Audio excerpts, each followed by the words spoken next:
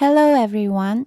My name is Jin Sook Kwak, and I want to share one of America's most honored modern music composers, Jay Kernis, and his orchestra piece Whisper Echo a Cry that was written for the 75th anniversary celebrations of the San Antonio Symphony in 2014.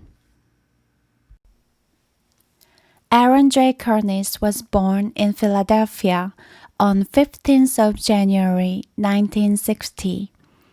He studied the violin as a child, began teaching himself the piano at age 12, and went on to receive his formal training at the San Francisco Conservatory of Music, the Manhattan School of Music, and the Yale School of Music.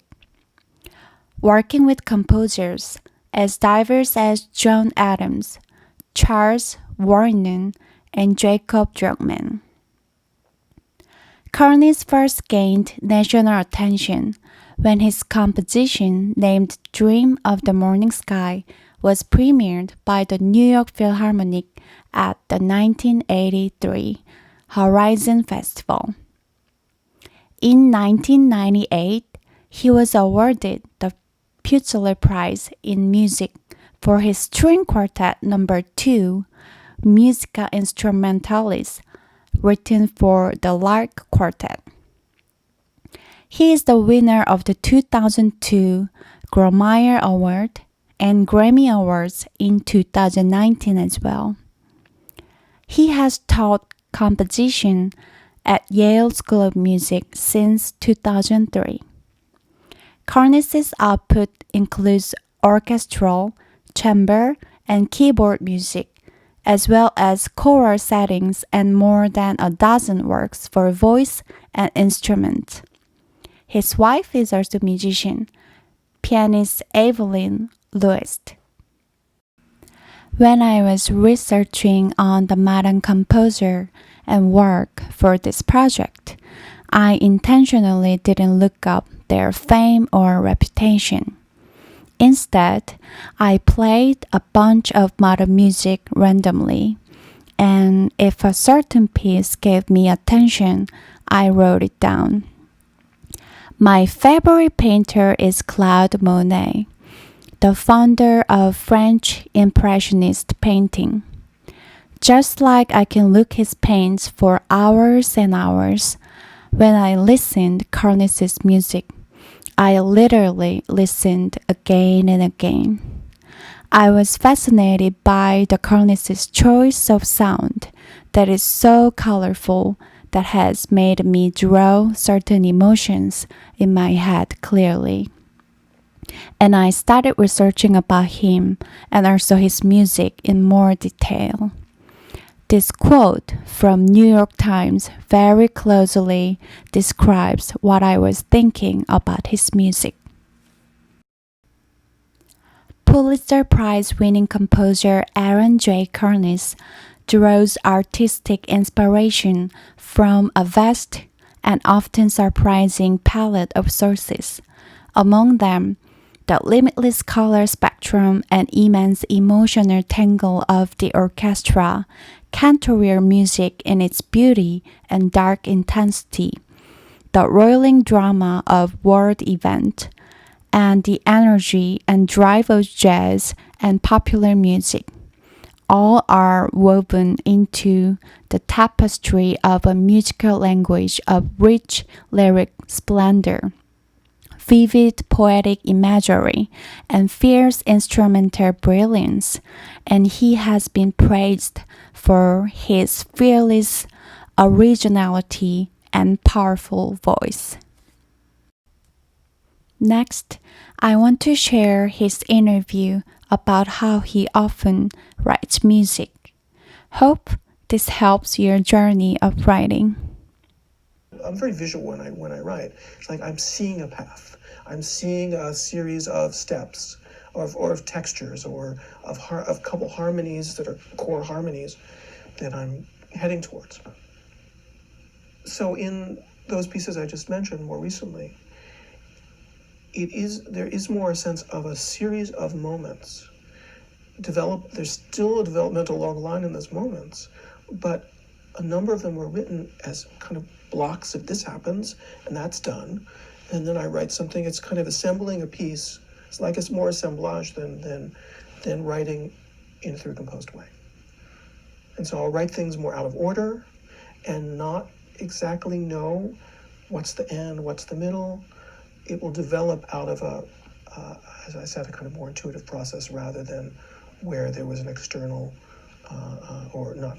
There was an idea of what was going to happen before I began.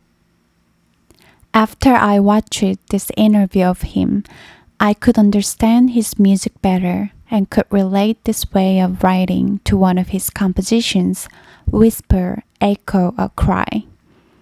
Assumed how he was seeing the path and series of steps, textures, harmonies, and assembled those pieces and eventually completed the music. Whisper, Echo, or Cry is not a fanfare. Over the years, he has written a number of concert openers, fanfares, and even some pieces for orchestra that seem to need to fill a function to be loud, fast, noble, happy, or cheery. Not that there is anything wrong with that, but this is not one of those. When he began this piece, he decided to develop musical ideas that chart a very different course, while still suggesting elements of fanfares by featuring the brass. These ideas are all suggested in the title. Whisper, a very quiet opening texture with a lyrical trumpet melody followed by many different echoes of that music, and its fanfare-like rhythms, and later on, music that builds to a full throttle outcry. This is the Whisper.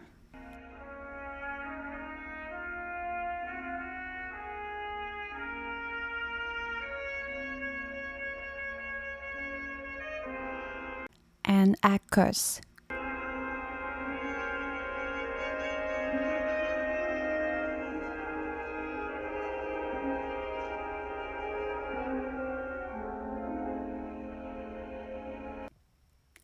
Trumpet repeats the motif with a little variation soon after.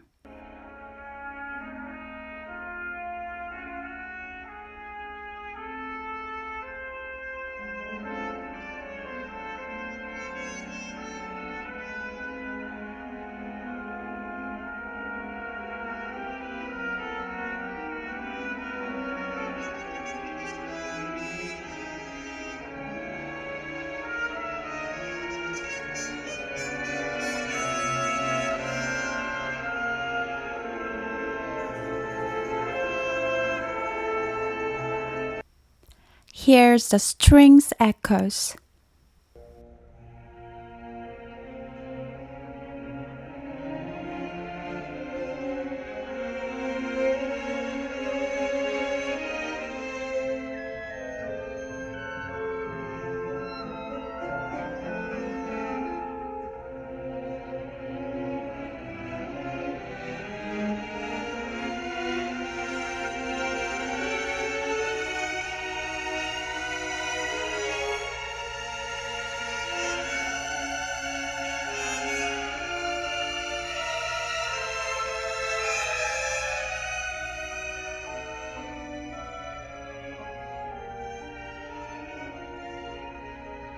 You will hear a lot of variations of echoes by using different sources of instruments and its own musical materials.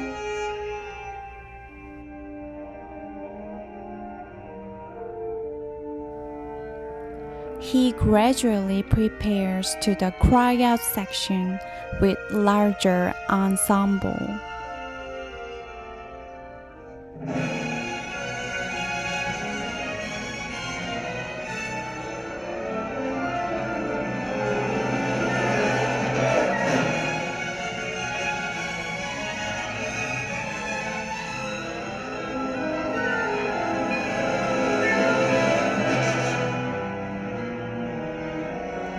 after the outcry part, the trumpet's lyrical melody shows up again.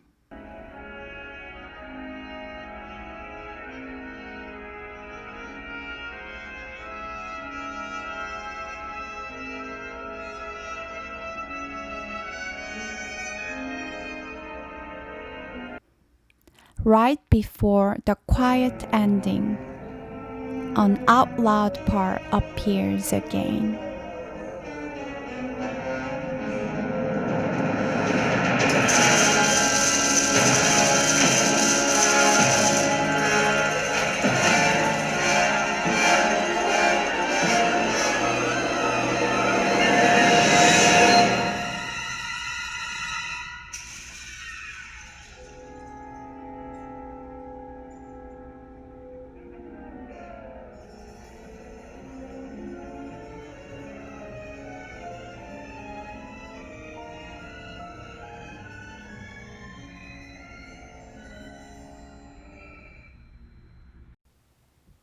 So what's modernism in his music? He states that composing is going to be an endless process of leaving things behind and picking new things up. He wants to see it as a self-evolutionary process, but it's also compelling never to know the end, never to know what the long-term result over a lifetime will be. It's always a discovery, always a mystery. He mentions that it's necessary for it to remain that way. If it became too utterly conscious and intellectualized, it wouldn't be as much fun or as compelling. I want to end with my favorite quote from him. Sometimes when I'm imagining music, I see colors. Not just the colors around me, but the colors in my mind that the music evokes. At times a key, a sound, or a chord brings out mixtures of subtle or bold hues, or simply bright and singular ones. By Aaron Jay Kernis. Thank you.